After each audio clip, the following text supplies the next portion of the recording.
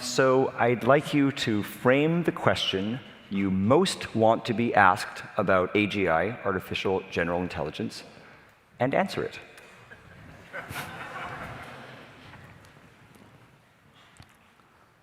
I guess like the question is, what do you hope society looks like when AGI gets built, or like how do you conceptualize the positive version of this?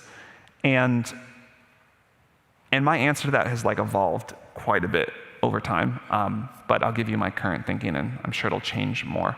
Well, actually, I'll start with my original conception. My original conception was at some point we like get over the threshold to this like self-improving superintelligence, and it's this magic thing in the tower that we can like ask any question and it answers it, and it's like constantly off figuring out how to improve the world, and maybe it's like sharing with us some UBI or something like that, and it's sort of at once like very utopic and extremely dystopic, but it did seem to me like where we were heading.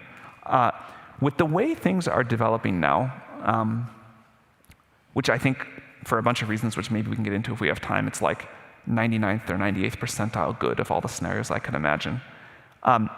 What I think it looks like is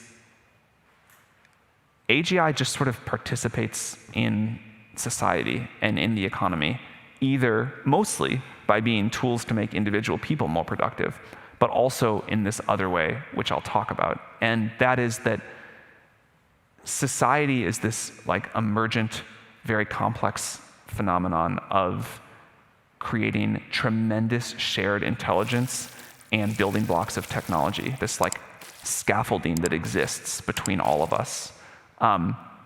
Somebody contributes one insight about material science that lets someone else discover new physics, that lets another group discover another piece of material science that leads to another group developing the transistor, and we skip a bunch of steps, and society comes up with good institutions, and eventually we get those iPhones you all are holding.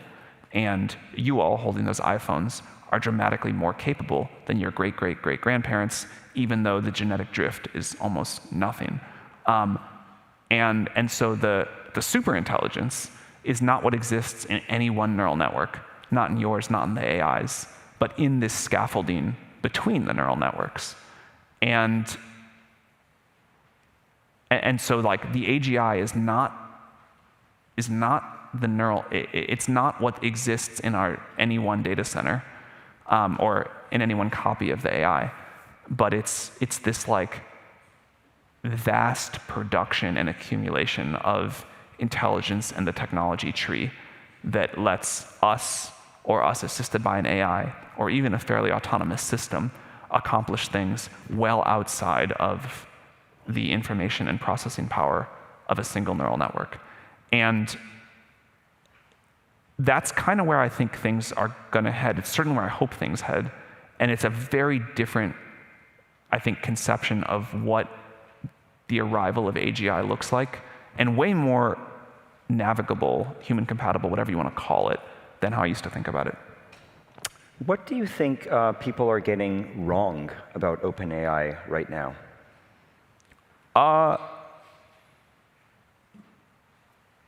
I think the systemic mistake is always to assume that progress is about to S-curve off. And the inside view is that progress is going to continue to be dramatic. And somehow that seems really hard to conceptualize.